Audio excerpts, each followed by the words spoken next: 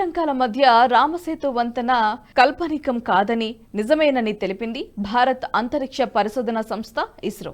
అమెరికాకు చెందిన ఉపగ్రహం ఇస్సాట్-2 డేటాను వినియోగించి తమిళనాడులోని ఈ వంతెనకు సంబంధించిన మ్యాప్ను విడుదల చేశారు ఇస్రో శాస్త్రవేత్తలు.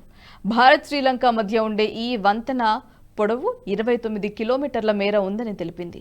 దీని ఎత్తు సముద్ర గర్భం నుంచి 8 మీటర్లు ఉన్నట్లు నిర్ధారించారు. ఈ వంతెన తమిళనాడులోని రామేశ్వరం ద్వీపం ఆగ్నేయ దిక్కులోని ధనుష్కోడి నుంచి శ్రీలంక మన్నూరు ద్వీపంలోని వాయువ్య దిశ వరకు విస్తరించి ఉన్నట్లుగా తెలిపారు. రామసేతు వంతెనను సున్నతపు రాతితో నిర్మించినట్లుగా తెలుసుకున్నారు. ప్రస్తుతం ఈ సేతువు 99.98% నీటిలో మునిగిందని పేర్కొన్నారు శాస్త్రవేత్తలు.